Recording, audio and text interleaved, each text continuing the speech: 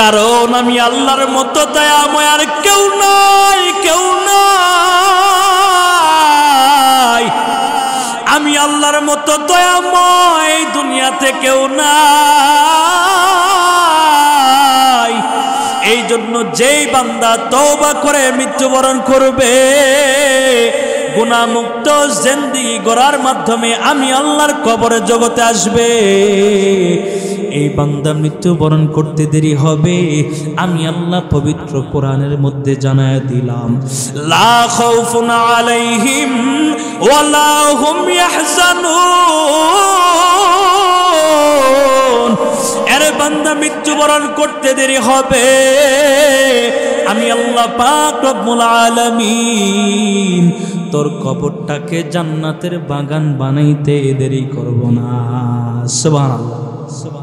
এজন্য মুহতারাম হাজিরিন, একটা মানুষ যদি এই দুনিয়ার জমিনে দুইটা চোখের পানিগুলা টপ টপ করে ছেড়ে দিয়ে কান্না করে, হযরতে বেলাল এবার সমস্ত গাড়িগুলা নিজের প্রয়োজনীয় সামানাগুলা গুছাইয়া লইয়া দামেস্কে থেকে মদিনার দিকে রওনা।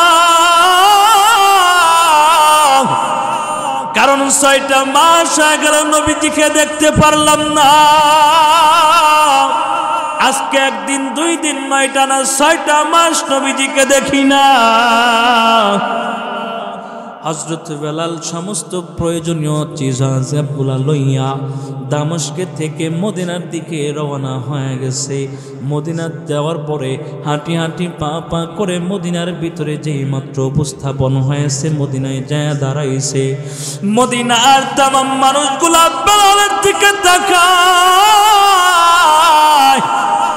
হযরতে বেলালের দিকে তাকায় তাকায় কান্না করে। আরেকজন সাহাবীকে ডেকে ডেকে বলে, ভাই ওই যে দেখো বেলালকে দেখা যায়। দুনিয়ার ভিতরে নবীজি যখন বেঁচে ছিল, যতদিন পর্যন্ত বেঁচে ছিল, আমরা তাকায় দেখতাম নবীজি যেই রাস্তা দিয়ে আগমন করত, ওই রাস্তায় আগে বেলাল আগমন করত, রাস্তায় আগে চলতো বেলাল, এরপরে নবীজি পিছনে পিছনে আগমন করত। ওই যে বেলালকে দেখা যায় মনে হয় মদিনাতে আমার পয়গম্বর আগমন করবে। আজকে মনে হয় 6টা মাস পর এই মদিনার ভিতরে মনে হয় আমার পয়গম্বর আগমন করবে। সমস্ত মানুষের ভিতরে কান্নার রোল পড়ে গেছে। আল্লাহু আকবার। হযরত বেলাল মুহূর্তকালের জন্য দেরি করে নাই। হযরত বেলাল নবীজির রওজার সামনে দাঁড়ায় দাঁড়ায় গেছে। আল্লাহর রওজার সামনে দাঁড়াইয়া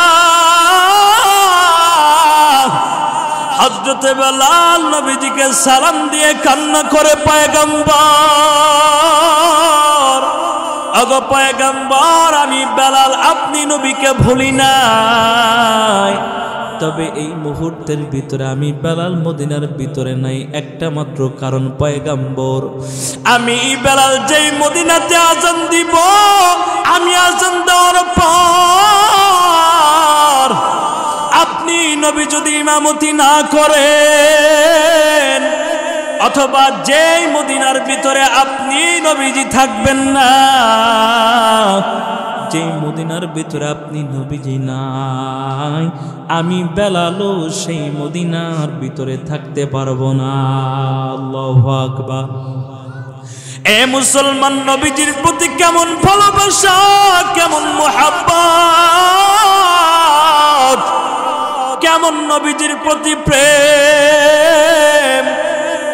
হযরতে বেলাল রাদিয়াল্লাহু আনহু নবীজির রওজা মুবারক জিয়ারত করার পর আবারও সুদূর মদিনা থেকে দামেস্কের দিকে রওনা হয়ে গেছে। দামেস্কের দিকে রওনা হয়ে যায়। অন্যান্য সাহাবায়ে কেরামরা হযরতে বেলালকে থামায় দেয়, রাস্তার ভিতরে আটকায় ধরেছে বেলাল।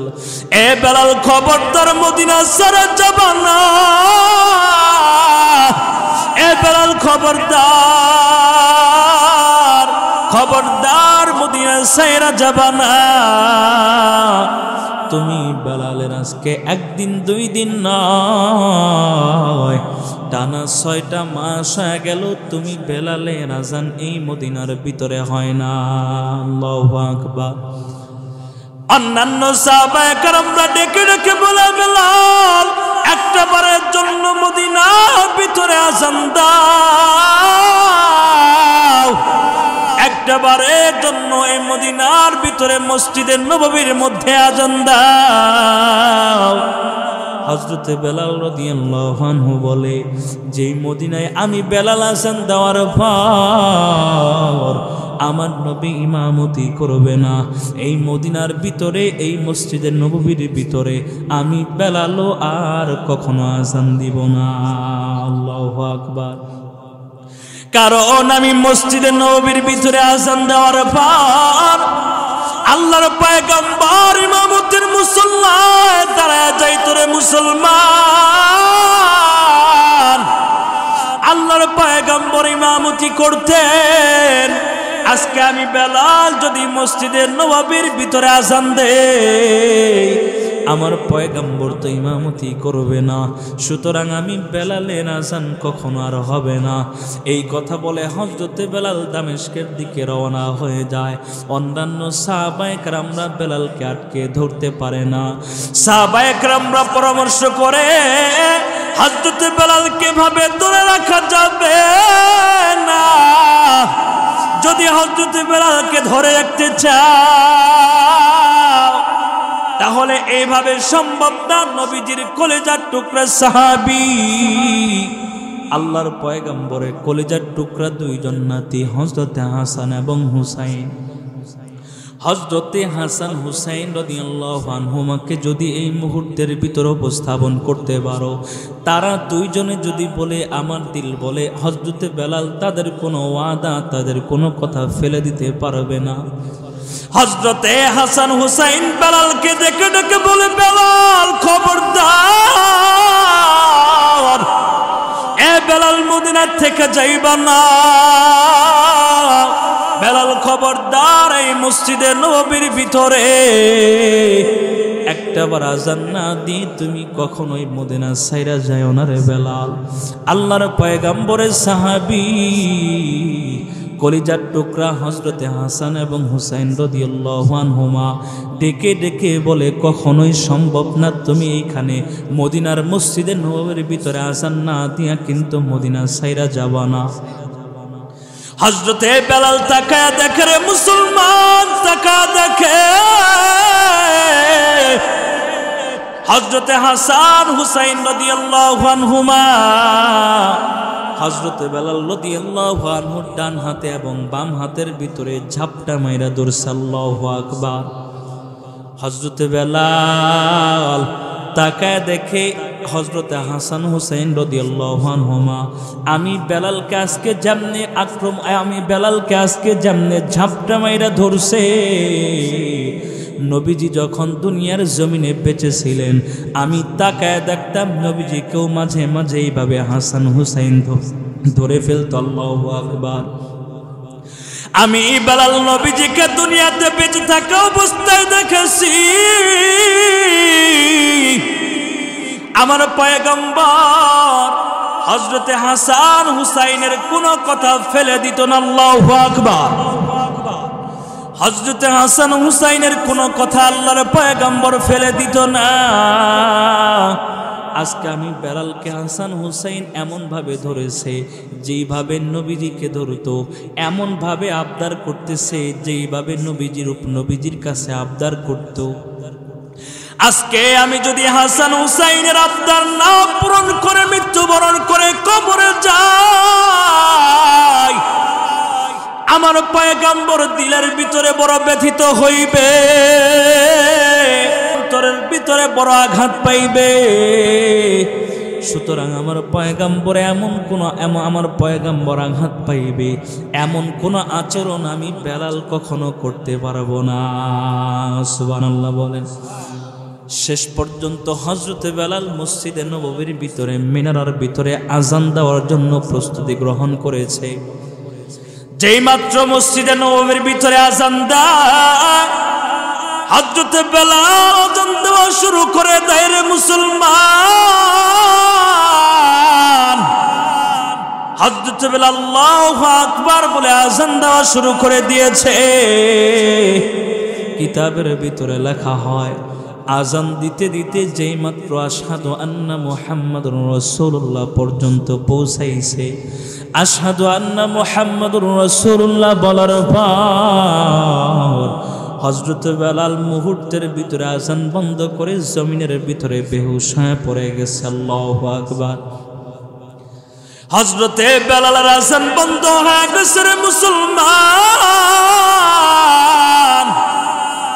অন্যান্য সাহাবায়ে কেরামরা হযরতে বেলালের সামনে এসে উপস্থিত হয়ে যায়।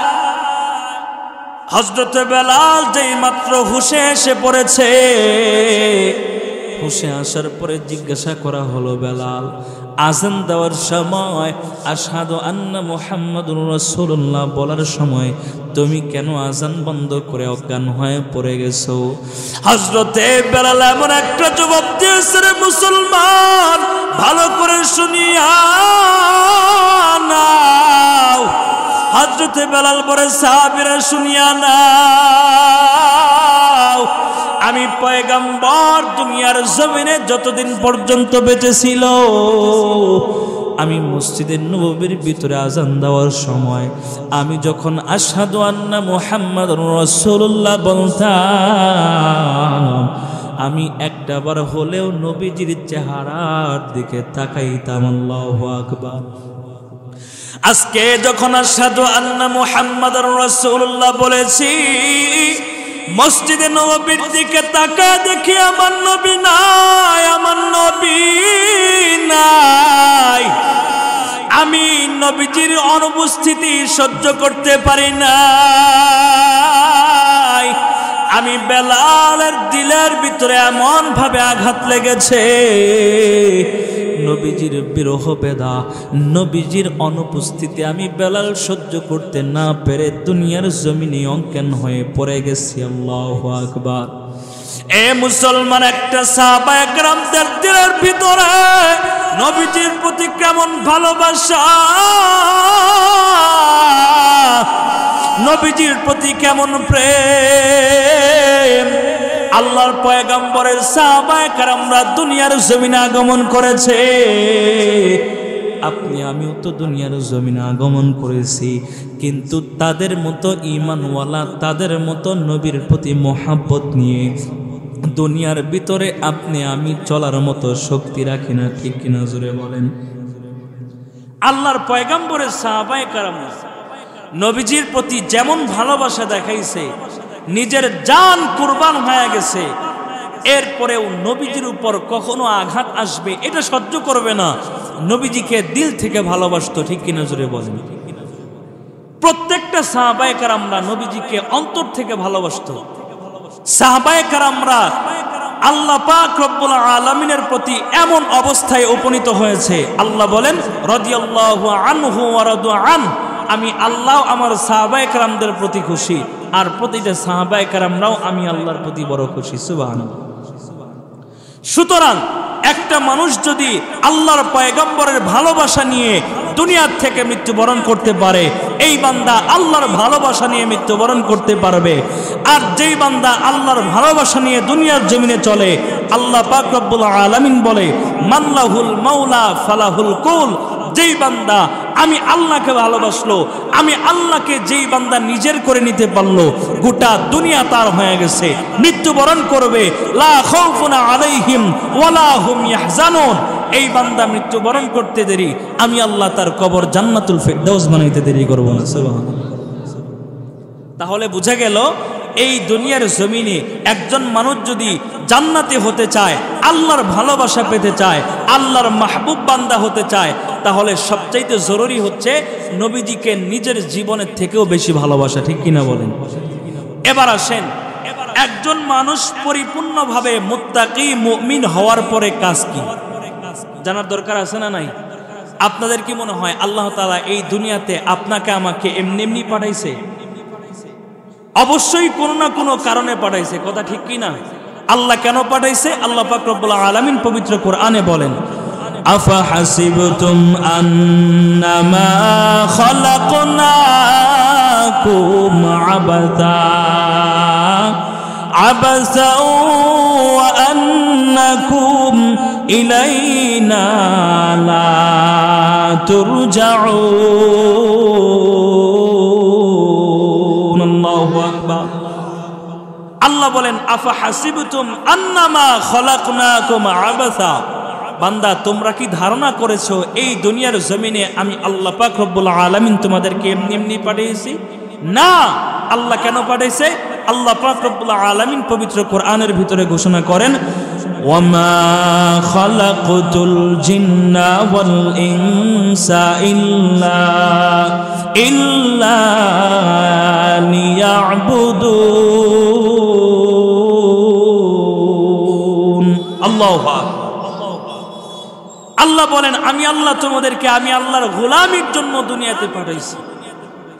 এরপর আল্লাহ তাআলা সূরা মুলকের ২ নম্বর আয়াতে আল্লাহ বলেন আল্লাযী খালাকাল মাউতা ওয়াল হায়াতা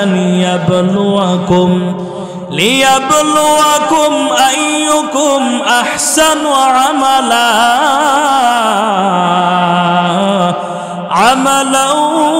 ওয়া হুয়াল আজিজুল গফুর।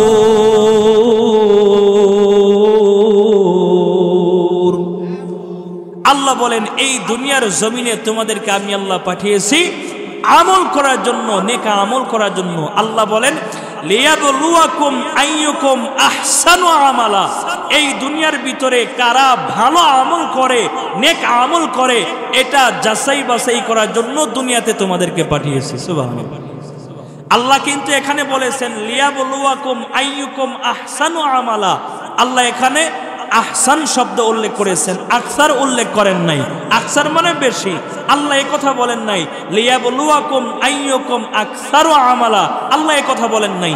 আল্লাহ বলেছেন আহসানু আমালা, এই বান্দাদের ভিতরে কারা নেক আমল করে এটাই আমি আল্লাহ পাক রব্বুল আলামিন যাচাই বাছাই করার জন্য পাঠিয়েছি। সুবহানাল্লাহ।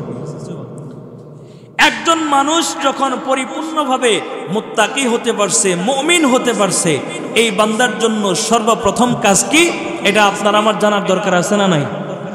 আল্লাহ বলেন একজন মানুষ যখন পরিপূর্ণভাবে মুত্তাকি হতে পারছে, পরিপূর্ণ আল্লাহর ভয় দিলের ভিতরে নিয়ে দুনিয়ার জমিনে চলতে পারবে, নবীজির ভালোবাসা, আল্লাহর ভালোবাসা, নবীর প্রেম, নবীর মুহাব্বত, আল্লাহর ভয় দিলের ভিতরে লইয়া যেই বান্দা দুনিয়ার জমিনে চলাফেরা করবে, আল্লাহ পাক রব্বুল আলামিন বলেন এই কোরআন এই বান্দার জন্য হেদায়েতের ওপেন রাস্তা হয়ে যাবে। সুবহানাল্লাহ।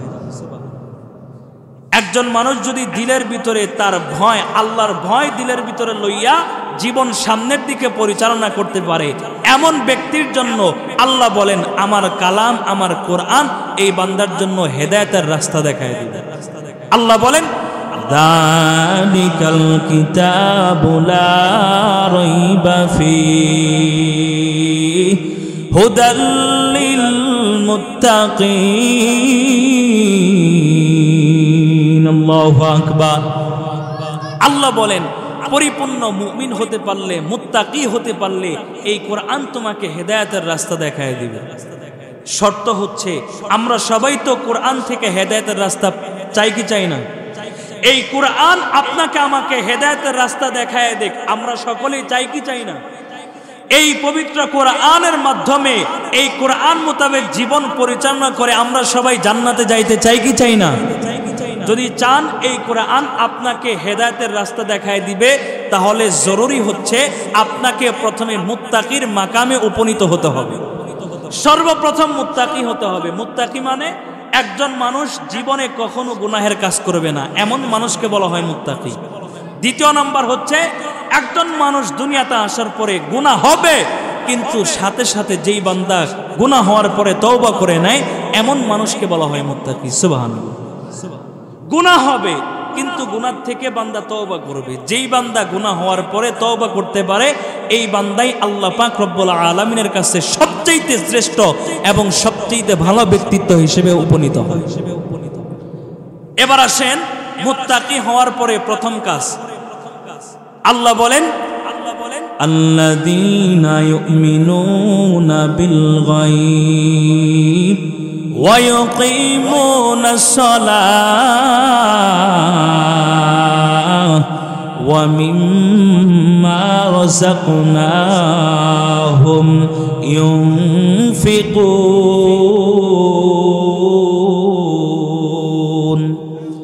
আল্লাহ বলেন একজন মানুষ সর্বপ্রথম মুত্তাকি মুমিন হওয়ার পরে প্রথম কাজ হচ্ছে আল্লাযীনা ইউমিনুনা বিল গায়বি, আল্লাহকে না দেখে বিশ্বাস করা। আল্লাহকে কি করে বিশ্বাস করা বলেন তো দেখি? এখন এখানে সুন্দর করে জবাব দেন। আল্লাহকে না দেখে বিশ্বাস করা একটা মুমিনের সর্বপ্রথম কাজ। কেমনে? নাস্তিকদের যুক্তি, নাস্তিকরা বলে দেয়ার ইজ নো গড, যেটা দেখি না, যাকে দেখা যায় না সেটাকে আল্লাহ হিসেবে গ্রহণ করি না। আল্লাহকে দেখা যায় না, সুতরাং আল্লাহকে আল্লাহ হিসেবে গ্রহণ করতে পারি না। নাউজুবিল্লাহ। বাড়িতে যায় কইন আল্লাহকে দেখি না, সুতরাং আল্লাহকে মানি না। নাস্তিকদের যুক্তি দেয়ার ইজ নো গড, যাকে দেখি না চোখে তাকে মানি না। আমার কথা হচ্ছে যারা এই কথা বলে দুই চোখ দিয়ে যাকে দেখি না, যেই জিনিস দেখি না সেটা আমার প্রভু হতে পারে না, আল্লাহকে দেখি না সুতরাং আল্লাহ আমার প্রভু হতে পারে না। আমি আপনাদেরকে জিজ্ঞাসা করতে চাই, প্রতিটা প্রাণীর কুলের দেহের ভিতরে আল্লাহ পাক রব্বুল আলামিন রূহ দিয়েছেন কি দেন নাই? রূহ দিয়েছেন। এবার আমাকে জবাব দেন তো, আল্লাহ যে প্রত্যেকটা প্রাণীর দেহের ভিতরে রূহ দিয়েছেন, এই রূহটাকে আপনাকে আমি কখনো দেখতে পারছি? যারা নাস্তিক, যারা বলে চোখ দিয়ে যেটা দেখি না বিশ্বাস করি না, তারা কি কখনো রূহটা দেখতে পারছেনি? রূহ আছে যে এটা কি কেউ অস্বীকার করতে পারবে? তার মানে রূহ দেখা যায় না কিন্তু আছে যে বিশ্বাস করতে হয়, ঠিক কিনা বলেন? এবার আসেন, প্রত্যেকটা প্রাণীর দেহের ভিতরে কিডনি আছে না নাই? কিডনি দেখতে পারছেননি কখনো? দেখছেন? যারা নাস্তিক তারা দেখছেনি। এবার কিডনি আছে যে এটা কি কেউ অস্বীকার করতে পারবে? তার মানে কিডনি আছে কিন্তু দেখতে পারি না, আছে যে বিশ্বাস করতে হবে। পরিষ্কার শুনে রাখেন, প্রত্যেকটা মানুষের দেহের ভিতরে রূহ আছে কিন্তু দেখা যায় না, বিশ্বাস করতে হবে। দেখা যায় না কিন্তু মানতে হবে, বুঝতে হবে রূহ আছে দেহের ভিতরে, কিডনি আছে, দেখা যায় না, মানতে হবে কিডনি আছে। ঠিক তেমনি ভাবে আল্লাহকেও চোখ দ্বারা দেখা যাবে না, আল্লাহকেও এই দুনিয়ার চোখ দ্বারা দেখা যাবে না। আল্লাহকে না দেখে না বুঝে আল্লাহর ওয়াহদানিয়াত, আল্লাহর একত্ববাদ, লা শারিকা লাহু, আল্লাহর একত্ববাদকে বিশ্বাস করতে হবে। আল্লাহকে না দেখে আল্লাহর অস্তিত্বকে বিশ্বাস করতে হবে। যেই বান্দা বিশ্বাস করবে সেই হবে পরিপূর্ণ মুমিন, ঠিক কিনা বলবো? আর যেই বান্দা বিশ্বাস করবে না সেই হবে টাটকা নাস্তিক, ঠিক কিনা জোরে বলে? নাস্তিক হবে সে। যেই বান্দা আল্লাহকে না দেখে বিশ্বাস করবে সে হবে মুমিন, যেই বান্দা আল্লাহকে না দেখে বিশ্বাস করবে না সে হবে নাস্তিক।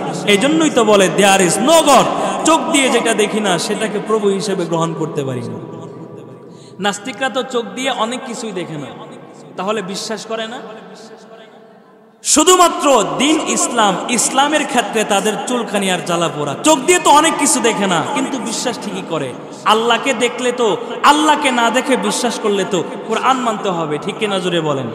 আল্লাহকে না দেখে বিশ্বাস করলে তো নবীকে মানতে হবে, কোরআন মানতে হবে। যখনই কোরআন মানার কথা আসবে, যখনই নবীজির আদর্শের কথা আসবে, যখনই আল্লাহর ভালোবাসার কথা আসবে, যখনই নবীজির ভালোবাসার কথা আসবে, তখনই দেখবেন এই নাস্তিকের চুলকানি শুরু হয়ে যায়, ঠিক কিনা বলেন? এজন্য মুহতারাম হাজিরিন, একটা মুমিন পরিপূর্ণ মুমিন হওয়ার পরে, দিলের ভিতর আল্লাহর ভয় আসার পরে এক নাম্বার কাজ হচ্ছে আল্লাহকে না দেখেই বিশ্বাস করা। এটা আমি মুফতি আবু রায়হান হাবিবির কথা না আল্লাহর কথা? আল্লাহর কথা। এবার আসেন, পরিপূর্ণ মুমিন হওয়ার পরে আল্লাহকে না দেখে বিশ্বাস করার পরে এবার কাজ কি? আল্লাহ বলেন ওয়ায়ুকিমুনাস সালাহ। একজন মানুষ এই দুনিয়ার জমিনে আসার পরে পরিপূর্ণ মুত্তাকি, পরিপূর্ণ মুমিন হওয়ার পর যেই বান্দা আমি আল্লাহকে না দেখে বিশ্বাস করবে, আমি আল্লাহ এক, আমি আল্লাহ অদ্বিতীয়, আমি আল্লাহর সাথে কোনো শিরিক শরিক নাই, যেই বান্দা একত্ববাদকে বিশ্বাস করবে, এরপরে প্রথম নাম্বার কাজ হচ্ছে ওয়ায়ুকিমুনাস সালাহ, এই বান্দা দৈনন্দিন 5 ওয়াক্ত নামাজ আদায় করবে, 5 ওয়াক্ত নামাজ আদায় করবে, আমি আল্লাহকে এক হিসেবে গ্রহণ করবে, দিলের ভিতরে আমি আল্লাহর ভয় লইয়া চলবে। এমন অবস্থায় যদি তোমার মরণ হয়, আমার আল্লাহ পাক রব্বুল আলামিন জানায় দেয় লা খাউফুন আলাইহিম ওয়ালা হুম ইয়াহজানুন। আল্লাহু আকবার। আমার আল্লাহ বলে এই বান্দা মৃত্যুবরণ করবে, কোনো চিন্তা নাই, কোনো পেরেশানি নাই, কোনো ভয় নাই। মৃত্যুবরণ করতে দেরি, আমি আল্লাহ তার কবর জান্নাতুল ফেরদাউস বানাইতে দেরি করব না। এই জন্য 1 নম্বর কাজ হচ্ছে নামাজ আদায় করা। অপর দিকে আপনার আমার পয়গম্বর হাদিসের ভিতরে জানায় দেয় ক্বালান নবিয়্যু সাল্লাল্লাহু আলাইহি ওয়াসাল্লাম মান হাফাযা আলাস সালাহ আকরামাহুল্লাহু তাআলা বিখামসি খিসালিন। একজন মানুষ এই দুনিয়ার জমিনে আসার পরে পরিপূর্ণভাবে যদি 5 ওয়াক্ত নামাজ আদায় করে দুনিয়ার জমিনে মৃত্যুবরণ করতে পারে, আমার পয়গম্বর জানায় দেয় এই বান্দাকে আমার আল্লাহ 5 ওয়াক্ত নামাজ আদায় করার বিনিময়ে আমার আল্লাহ তাকে 5টা পুরস্কার দান করবে। সুবহানাল্লাহ বলেন। আরে মুসলমান ভালো করে শুনিয়া নাও, একজন মানুষ দুনিয়ার জমিনে যদি 5 ওয়াক্ত নামাজ আদায় করে মৃত্যুবরণ করে, আমার পয়গম্বর জানায় দেয় এই বান্দাকে আমার আল্লাহ 5টা পুরস্কার দান করবে। 1 নাম্বার পুরস্কার আমার নবীজির পবিত্র জবানে ঘোষণা, ইয়ারফাউ আনহু আযীকাল আইশি। এই বান্দা দুনিয়াতে যতদিন বেঁচে থাকবে, এই দুনিয়াতে বেঁচে থাকাকালীন কোনোদিন আমার আল্লাহ তাকে রিজিকের অভাব দিবে না। সুবহানাল্লাহ বলেন। আমার আল্লাহ এই বান্দাকে রিজিকের অভাব দিবে না রে মুসলমান। এই বান্দা দুনিয়ার জমিনে যতদিন পর্যন্ত বেঁচে থাকবে, আমার আল্লাহ কখনো রিজিকের অভাব দিবে না। 2 নাম্বার পুরস্কারের কথা নবীজি বলেন ওয়ায়ারফাউ আনহু আযাবাল কবরি। এই বান্দা মৃত্যুবরণ করতে দেরি হবে, আমার আল্লাহ এই বান্দার কবর থেকে আযাব দূরে সরায় নিবে। এই বান্দা মৃত্যুবরণ করার পর আমার আল্লাহ পাক রব্বুল আলামিন পবিত্র পয়গম্বরের জবানের মাধ্যমে জানায় দেয় এই বান্দা মৃত্যুবরণ করার সাথে সাথে আমার আল্লাহ তার কবর থেকে আযাবটা দূরে সরায় নিবে। 3 নাম্বার পয়গম্বর জানায় দেয় ওয়ায়ুতিহুল্লাহু তাআলা কিতাবাহু বিয়ামিনিহি। এই বান্দা মৃত্যুবরণ করার পর আমার আল্লাহ পাক রব্বুল আলামিন তার আমল নামাকে আমার আল্লাহ ডান হাতে দিয়ে দিবে। বুঝে থাকলে বলেন 5 ওয়াক্ত নামাজ আদায় করার পরে এই বান্দা মৃত্যুবরণ করলে 3 নাম্বার পুরস্কার কি দিবে? ডান হাতে না বাম হাতে? আরো জোরে বলেন, আমল নামা ডান হাতে না বাম হাতে? আমল নামাটা ডান হাতে দিয়ে দিবে। 4 নাম্বার পুরস্কারের কথা আমার পয়গম্বর জানায় দেয় ওয়ায়ামুরু আলাস সিরাতি কাল বারকি। এই বান্দা মৃত্যুবরণ করবে, মৃত্যুবরণ করার সাথে সাথে আল্লাহ পাক রব্বুল আলামিন বিজলির চমকের মতো তালপুল সিরাতটা পার করে দিবে। 5 নাম্বার পুরস্কার আমার নবীর পবিত্র জবানে ঘোষণা, আমার পয়গম্বর জানায় দেয় ওয়ায়াদখুলুনাল জান্নাতা বিগাইরি হিসাব। এই বান্দা মৃত্যুবরণ করবে, আমার আল্লাহ তাকে বিনা হিসাবে জান্নাতে দাখিল করাবে। সুবহানাল্লাহ বলেন। তাহলে একজন মানুষ যদি দৈনন্দিন 5 ওয়াক্ত নামাজ আদায় করতে পারে, 5 ওয়াক্ত নামাজ আদায় করার বিনিময়ে আল্লাহ কয়টা পুরস্কার দান করবেন? 5টা পুরস্কার। 1 নাম্বার, এই দুনিয়াতে আল্লাহ তাআলা কখনো তার রিজিকের অভাব দিবে না। 2 নাম্বার, কবরে আযাব দূরে সরিয়ে নিবে। 3 নাম্বার, এই বান্দার আমলনামা ডান হাতে দিয়ে দিবে। 4 নাম্বার, পুলসিরাতটা বিজলির চমকের মতো পার করে দিবে।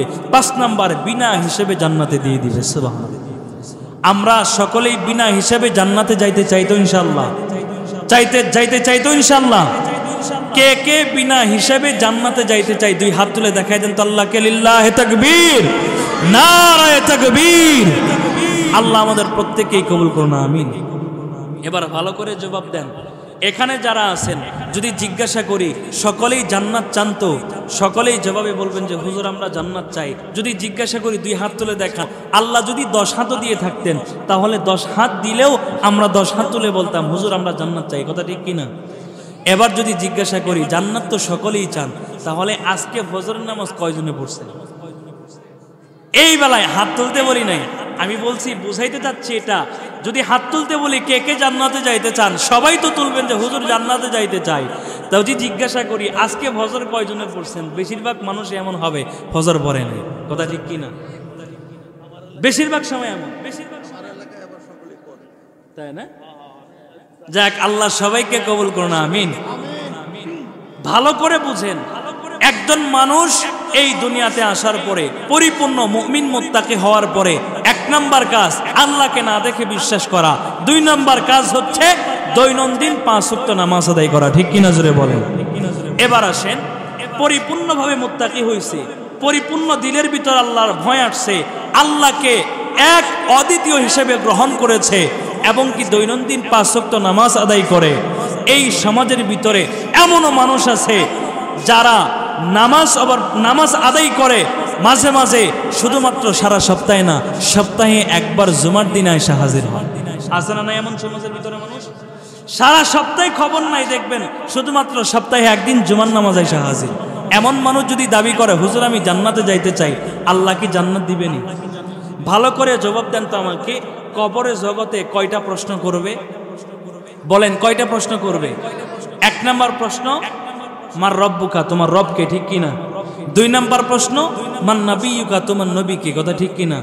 এবার খুব ভালো করে বুঝেন। 3 নাম্বার হচ্ছে একজন ব্যক্তির ছবি দেখানো হবে, জিজ্ঞাসা করা হবে মান হাজার রজুল বুইসা ফিকুম, এই ব্যক্তিকে যাকে তোমাদের সামনে দুনিয়াতে পাঠানো হয়েছিল। এই 3টা প্রশ্নই তো করা হবে, ঠিক কিনা? খুব ভালো করে জবাব দেন। এই 3টা প্রশ্নের জবাব যারা দিতে পারবে তারা সকলেই জান্নাতি, আর যারা দিতে পারবে না তারা কি? জাহান্নামী।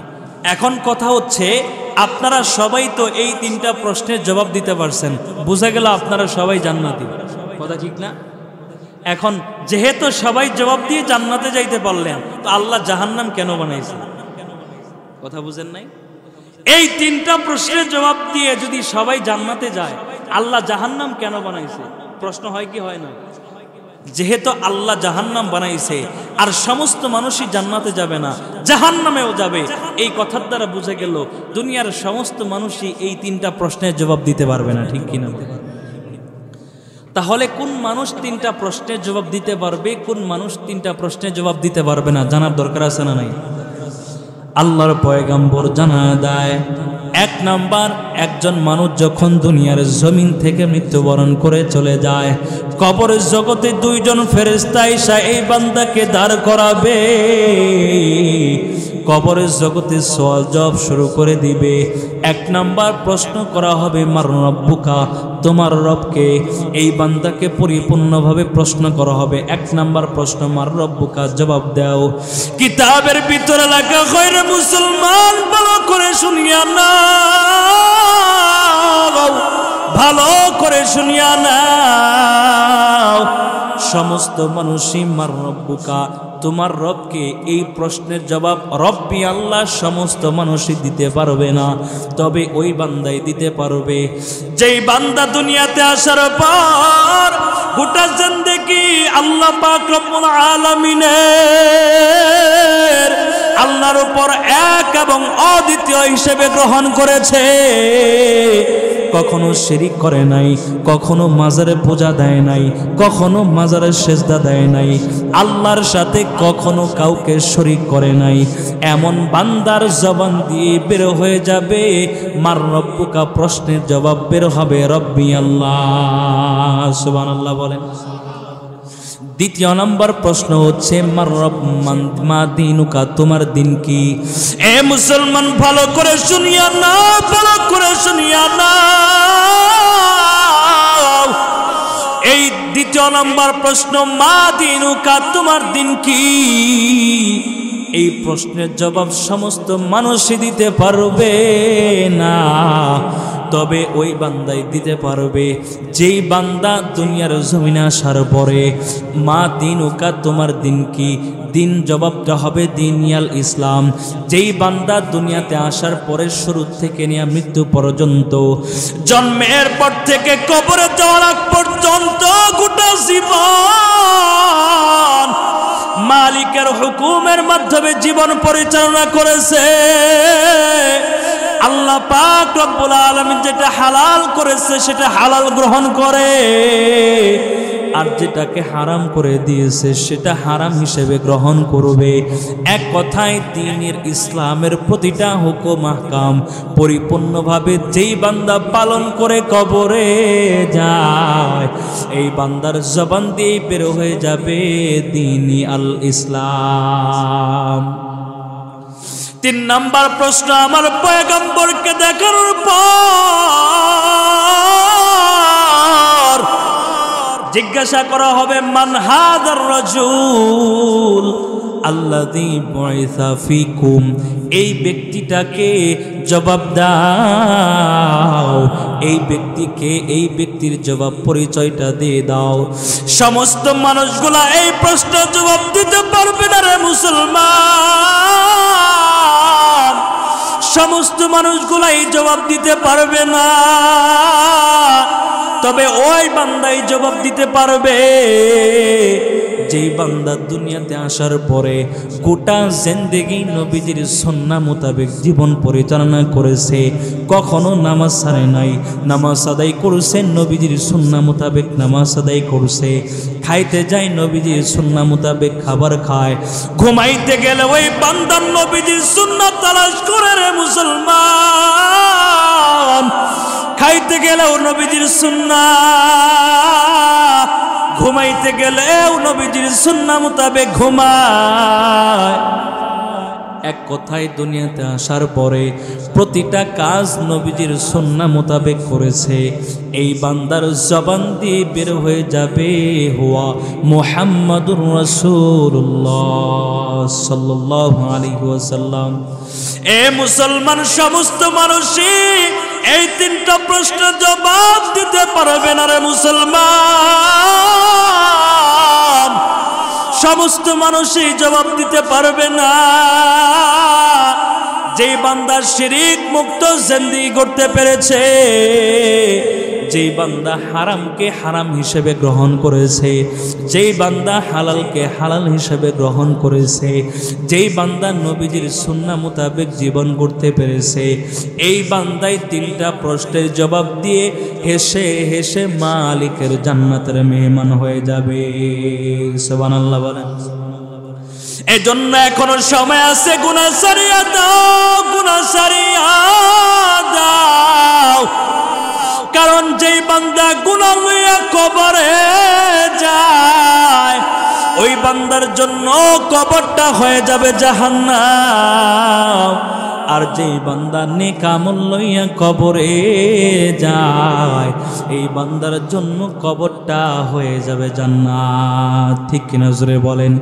এই জন্য বান্দা দুনিয়ার বাহাদুরি সারিয়া দাও, দুনিয়ার বাহাদুরি সারিয়া দাও। এই দুনিয়াতে আর কতদিন বেঁচে থাকবে রে ভাই? এই দুনিয়ার জমিনে কতদিন বাহাদুরি করবা? এই দুনিয়ার জমিনে সন্তানের মায়া ছেড়ে দাও, স্ত্রীর মায়া ছাড়িয়া দাও, স্ত্রীর সন্তান পরিবার গোটা জিন্দেগির মায়া ছেড়ে দাও, একমাত্র আমার মালিকের মায়ার ভিতরে পড়ে যাও, আল্লাহর প্রেমে নিজেকে সাজায়া নাও। যেই বান্দা আল্লাহ পাক রব্বুল আলামিনের রঙে রঙিন হয়ে যায় এই বান্দার মতো দামি মানুষ আর কেউ নাই, কেউ নাই। এই বান্দার মতো দামি মানুষ আর কেউ নাই। এজন্য যেই বান্দা দুনিয়ার ভিতরে ইবাদতের ভিতরে কাটায় দেয়, গোটা দুনিয়া ইবাদতে কাটায় দেয়, এই বান্দার মতো সফল কাম দুনিয়ার জমিনে আর কেউ নাই। সুবহানাল্লাহ বলেন।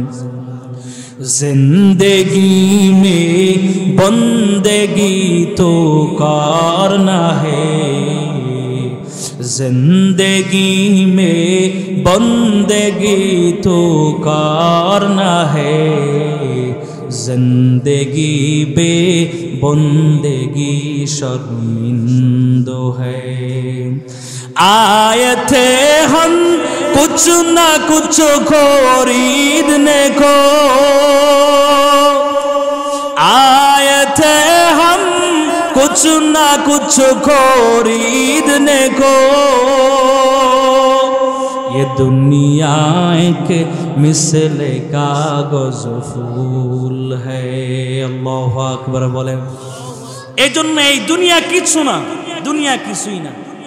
একজন মানুষ যতদিন পর্যন্ত দুনিয়ার ভিতরে বেঁচে থাকবে, নিজের সন্তান, মা বাবা, ভাই বোন, পরিবার, আত্মীয় স্বজন সমস্ত জিনিসকে একাকার করে দিয়ে নিজের জীবনকে যদি আল্লাহওয়ালা জীবন করতে পারে, নবীর সুন্নাহ মোতাবেক জীবন করতে পারে, এই বান্দাই পরিপূর্ণ সফল কাম। সুবহানাল্লাহ বলেন।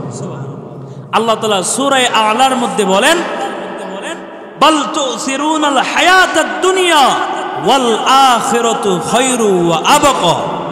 এই দুনিয়ার ভিতরে তোমরা আসার পরে তোমরা কি দুনিয়ার মায়ায় পড়ে আমি আল্লাহর আখিরাতকে ভুলে যাইতেছো? অথচ তোমাদের জন্য উচিত ছিল দুনিয়ার সমস্ত মায়া ছেড়ে দিয়ে আমি আল্লাহর প্রেমে বেশি পাগল হওয়া, আখিরাতকে বেশি প্রাধান্য দেওয়া। ঠিক কিনা বলেন? আমরা দুনিয়ায় পড়ে দুনিয়ায় টাকা পয়সা কেমনে ইনকাম করব, বেশি বেশি ইনকাম কেমনে করা যায়, অমুকের থেকে আমাকে ধনী বেশি হতে হবে, সম্পদ বেশি ইনকাম করব, কামাইব, সন্তানের চাহিদা, স্ত্রীর চাহিদা, মা বাবার চাহিদা, পরিবারের প্রত্যেকটা সদস্যের চাহিদা, এগুলা পূরণ করতে করতে দুনিয়া নিয়ে ব্যস্ত, দুনিয়া আর দুনিয়া, আল্লাহর ইবাদতের কথা তার জেহেনের ভিতরে নাই। ঠিক কিনা জোরে বলেন? এজন্য সাহাবায়ে কেরামরা জিজ্ঞাসা করতেন, এই বান্দার জবানের ভিতরে, জেহেনের ভিতরে তো মালাকুল মউতের চিন্তাই নাই, মৃত্যুর চিন্তাই নাই, এই কথা স্মরণ করে না। আমি যে দুনিয়া নিয়ে ব্যস্ত, দুনিয়া নিয়ে আসি, দুনিয়ার মায়া মোহাব্বত নিয়ে আসি, একদিন না একদিন তো আমাকে কবরের জগতে যাইতে হবে, দুনিয়া থেকে মৃত্যুবরণ করতে হবে, এই চিন্তাই তার ভিতরে নাই। অথচ সাহাবায়ে কেরামরা নবীজির কাছে জিজ্ঞাসা করছে, এক সাহাবী আরেক সাহাবীর মধ্যে বলা বলি করতেছে।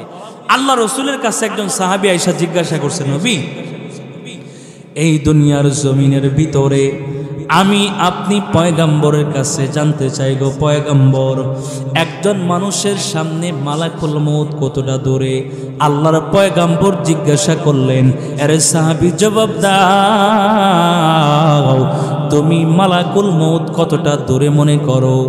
এবার সাহাবী ডেকে ডেকে বলে, পয়গাম্বর ভালো করে শুনিয়া নাও,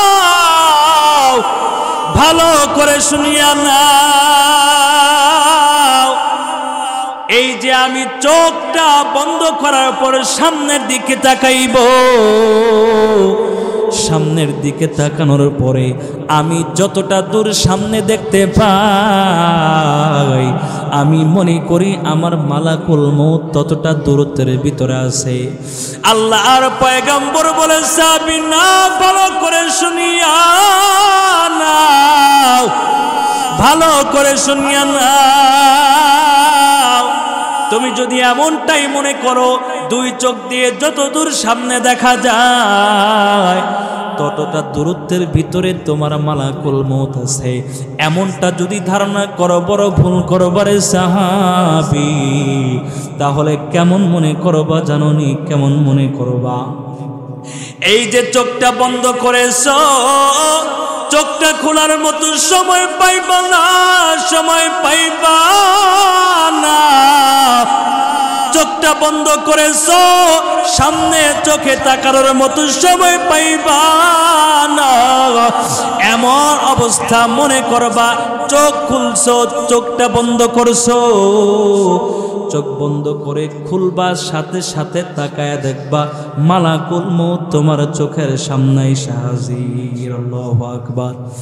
এজন্য নিজের মালাকুল মউতকে এতটা নিকটে মনে করতে হবে যে আমি চোখটা বন্ধ করছি, চোখ বন্ধ করার পরে চোখটা খুলছি, যতটা সময় লাগছে তার থেকেও সময় অতি নিকটে মালাকুল মউত আপনার আমার কাছে, ঠিক কিনা বলেন?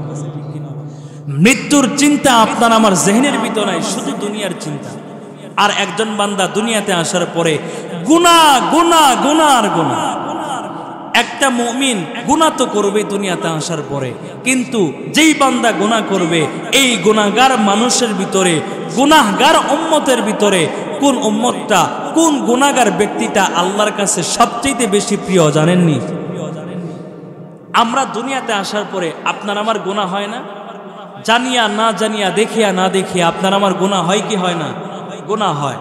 কিন্তু সমস্ত গুনাহগার বান্দাদের ভিতরে, সমস্ত মানুষের ভিতরে ওই মানুষটাই আল্লাহর কাছে সবচেয়ে প্রিয় যেই বান্দার গুনাহ হয়, গুনাহ হওয়ার পরে বান্দাটা পরিপূর্ণভাবে তওবা করে নেয়। সুবহানাল্লাহ। যেই বান্দা গুনাহ করবে, গুনাহ করার পরে তওবা করবে, এই বান্দার মতো ভালো ব্যক্তিত্ব, শ্রেষ্ঠ সন্তান এই দুনিয়ার জমিন আর কেউ হতে পারে?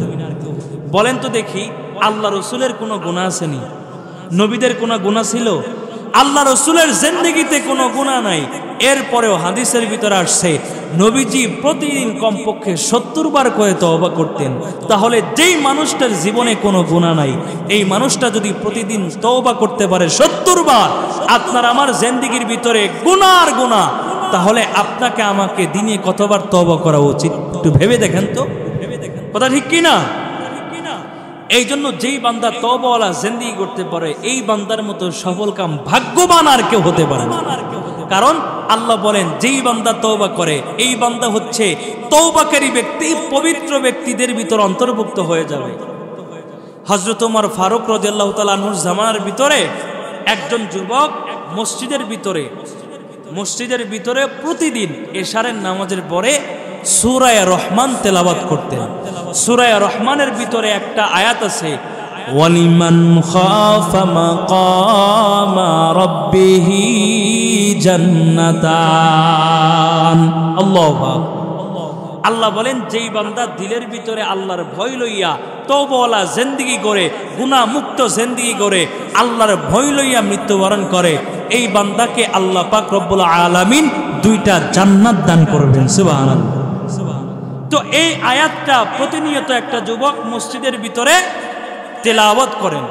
হযরত ওমর ফারুক রাদিয়াল্লাহু তাআলা আনহু প্রতিদিন রাত্রিবেলায় যখন এলাকা বিচরণ করার জন্য বের হয়ে যাইতেন, তাকায় দেখতেন যে এই যুবকটা মসজিদের ভিতরে ওয়ালিমান খাফা মাকামা রাব্বিহি জান্নাতান এই আয়াতটা তেলাওয়াত করতেছে, প্রতিনিয়ত তেলাওয়াত করতেন। তো একদিন হযরত ওমর ফারুক রাদিয়াল্লাহু তাআলা আনহু তাকায় দেখেন প্রতিদিন যেই যুবকটাকে দেখি তেলাওয়াত করে, এই আয়াতটা বারবার এই আয়াত তেলাওয়াত করে, আজকে এই যুবকটাকে নামাজেও দেখি নাই, তেলাওয়াত করতেও আসে নাই, তেলাওয়াতও করতেছেন।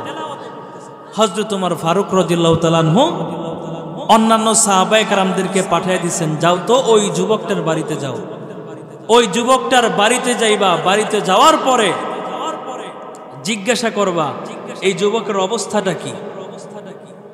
প্রতিদিন দেখি ওয়ালিমান খাফা মাকামা রাব্বিহি জান্নাতান এই আয়াত তেলাওয়াত করে, আজকে কেন তেলাওয়াত করে না, আজকে কেন এখানে আসে না? তো সাহাবায়ে কেরামরা বাড়িতে গেছে, বাড়িতে যাওয়ার পরে ওই বাড়ির ভিতরে যায় দেখে ওই যেই লোকটা তেলাওয়াত করত, প্রতিদিন মসজিদের ভিতরে আয়েশা তেলাওয়াত করত, ওয়ালিমান খাফা মাকামা রাব্বিহি জান্নাতান এই আয়াতটা তেলাওয়াত করত, এই যুবকটা মৃত্যুবরণ করে শুয়ে পড়ে আছে, আর পাশে বাবা বৈশা বৈশা কান্না করতেছে। আল্লাহু আকবার।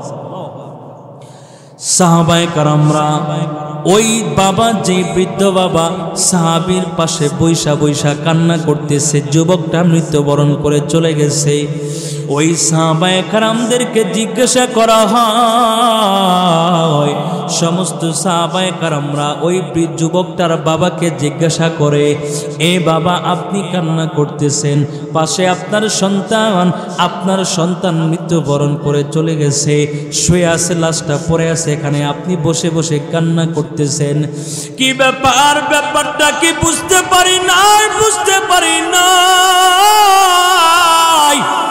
কেন এই অবস্থা?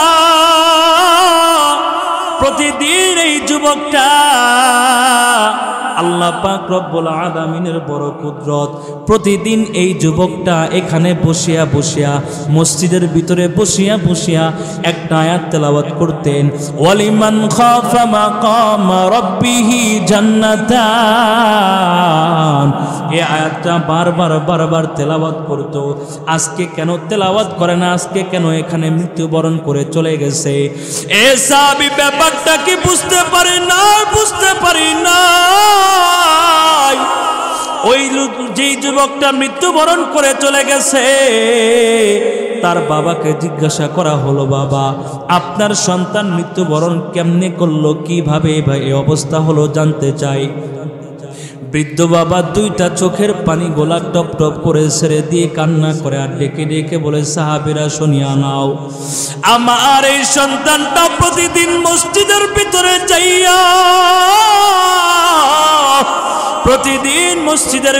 যাইয়া সূরা রহমানের একটা আয়াত আছে, ওয়ালিমান খাফা মাকামা রাব্বিহি জান্নাতান। এই আয়াতটা বারবার তেলাওয়াত করত।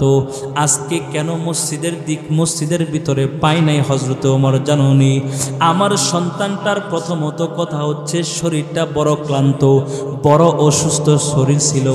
এই অসুস্থ শরীর নিয়ে মসজিদের ভিতরে চলে গেছে, কিন্তু মসজিদে যাওয়ার পর্যন্ত মাঝখানে একটা মহিলার এমন বাড়ি আছে, যেই মহিলাটার সাথে আমার সন্তানের তেমন একটা অবস্থা না, বিবাহের কথা হয়েছিল কিন্তু বিবাহ দেওয়া হয় নাই। ওই নারীটা আমার সন্তানের দিকে এমন নজর দিয়ে তাকায়, এমন কোন নজর দিয়ে তাকায়, বিবাহ করাই দেই নাই, কিন্তু ওই নারীর দিলের ভিতরে তামান্না ছিল আমার এই সন্তানের সাথে অবৈধ সম্পর্ক করে তার সাথে জীবন পরিচালনা করবে। আজকে যখন আমার সন্তান মসজিদের দিকে রওনা, আমার সন্তানকে রাস্তার ভিতরে ধইরা ওই সন্তানটাকে রাস্তার ভিতরে ডাকে নিয়ে মহিলাটা বাড়ির দিকে নিয়ে গেছে, অসুস্থের অজুহাত দিয়ে বাড়ির দিকে নিয়ে গেছে। এই যুবকটা মহিলার বাড়িতে যাওয়ার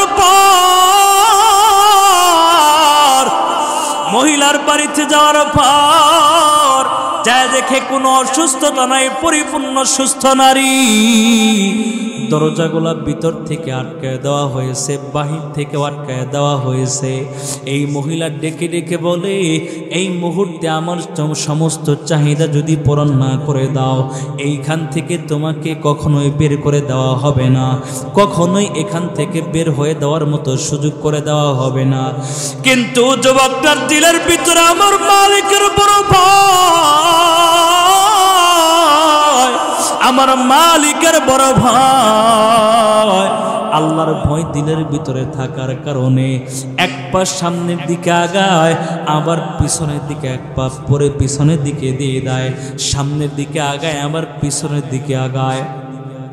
এইভাবে যাইতে যাইতে এক পর্যায়ে শয়তানের ওয়াসওয়াসায় পড়ে নারীটার শরীরের ভিতরে যেই মাত্র টাচ করেছে, কাপড়টা যেই মাত্র ধরেছে সামনের দিকে আগাইয়া, এমনি যুবকটার কানের ভিতরে আওয়াজ, ওয়ালিমান খাফা মাকামা রাব্বিহি জান্নাতান। এই আয়াতটা যুবকটার কানের ভিতরে আসছে, যেই মাত্র এই আয়াতটা যুবকের কানের ভিতরে ভেসে আসছে, এমনি যুবক ধারণা করে প্রতিদিন তো এই আয়াতটা আমি বারবার তেলাওয়াত করতাম, আজকে আমি এখানে কেন শয়তানের ধোঁকায় পড়ে এইখানে চলে আসছে। এবার যুবকটা দুইটা চোখের পানিগুলো ছেড়ে দিয়ে কান্দে রে মুসলমান। যুবকটা কান্না। এবার আল্লাহ পাক রব্বুল আলামিনের বড় কুদরত, যুবকটা দুইটা চোখের পানিগুলা ছেড়ে দিয়ে আল্লাহর কাছে কান্না করে চোখটা বন্ধ করে আল্লাহু আকবারের আওয়াজ দিয়া সামনের দিকে যেই মাত্র দৌড় লাগাইছে, আমার আল্লাহ কুদরতি হাতে দরজাটা খুলে দিয়েছে। সুবহানাল্লাহ। এই লোকটা যুবকটা দৌড়াইয়া বাড়িতে চলে যায়। বাড়িতে যাইয়া বাড়ির দরজার গেটের সামনে দাঁড়াইয়া যেই মাত্র দরজার গেটের সামনে এসে যেই মাত্র আওয়াজ দিছে, বাবার সাথে সাথে দরজাটা খুলে ফেলেছে। বাবা যেই মাত্র ঘরের দরজাটা খুলছে রে মুসলমান, বাবা ওই সন্তানের চেহারার দিকে তাকায়। চেহারার দিকে তাকাইয়া দেখে চেহারাটা পরিপূর্ণভাবে একেবারে অস্থির এবং ঘেমে গেছে। আল্লাহু আকবার। চেহারাটা কেমন যেন পুরাটা শরীর দিয়ে ঘাম বের হচ্ছে, মনে হয় বড় ধরনের কোন একটা পরিশ্রমের কাজ করে আসে, শরীরটা বড় ক্লান্ত। এবার বাবা জিজ্ঞাসা করে, খবরদার সন্তান মিথ্যা বলবি না, খবরদার মিথ্যা বলবি না, কি হয়েছে পরিপূর্ণ বলো। কিতাবের ভিতরে লেখা হয়, সন্তান পরিপূর্ণ ঘটনা বাবার সামনে বিবরণ দিয়ে দেয়। ডেকে ডেকে বলে, বাবা আজকে আমি গুনাহ করার উপনীত হয়েছিলাম গো বাবা, কিন্তু গুনাহ করি নাই, গুনাহ করি নাই, কিন্তু শয়তানের ওয়াসওয়াসায় পড়িয়া আমি তো গুনার দিকে আগাইছিলাম, গুনাহ করার জন্য অগ্রসর হয়েছিলাম। এবার বাবা ডেকে ডেকে বলে, সন্তান কোনো চিন্তা নাই, কোনো পেরেশানি নাই, কোনো ভয় নাই, কারণ হলো তুমি তো গুনাহ করো নাই, তুমি তো গুনাহ করো নাই, গুনার দিকে অগ্রসর হয়েছিলা। এই কথা বলার পর যুবকটা আল্লাহু আকবারের চিৎকার দিয়া জমিনের ভিতরে বেহুশ এই দুনিয়ার জমিন থেকে মৃত্যুবরণ করে চলে গেছে। আল্লাহু আকবার। এই দুনিয়ার জমিন থেকে আল্লাহু আকবারে ধ্বনি দিয়া মৃত্যুবরণ করে চলে গেছে। এই জন্য যেই বান্দা গুনাহ হওয়ার পর, গুনাহ হওয়ার পরেও অনুতপ্ত হইবে, গুনাহ থেকে ফিরে আসবে, আমার আল্লাহ বলে, বান্দা গুনাহ হয়ে গেছে, কোনো চিন্তা নাই, এর বান্দা কোনো ভয় নাই, আমি আল্লাহ পাক রব্বুল আলামিন বলে দিলাম, লা তাকনাতু মির রাহমাতিল্লাহ, আমি আল্লাহর রহমত থেকে দূরে যাবি না, খবরদার, আমি আল্লাহ তোর উপর এত দয়া করনেওয়ালা। এই দুনিয়ার জমিনে যতই গুনাহ করো না কেন, গুনাহ করতে করতে পাহাড় সম পরিমাণ যদি গুনাহ করে ফেলো, আমি আল্লাহ বলে দিলাম, লা তাকনাতু মির রাহমাতিল্লাহ, আরে বান্দা আয় আয় আয়, এই দুনিয়ার জমিনে যতই গুনাহ করো না কেন, গুনাহ হওয়ার পরেও তোমরা যদি গুনাহ থেকে তওবা করে আমি আল্লাহর কুদরতি পায়ের সিজদায় পড়ে কান্না করো, তুই গুনাহ হওয়ার পরে কান্না করে আমি আল্লাহর কাছে মাপ চা, তোর চোখের পানি নাকে ঢুকায় আসতে দেরি হবে, আমি আল্লাহ পাক রব্বুল আলামিন তোর সমস্ত জিন্দেগীর গুনাহগুলা আমি আল্লাহ ক্ষমা করতে দেরি করব না।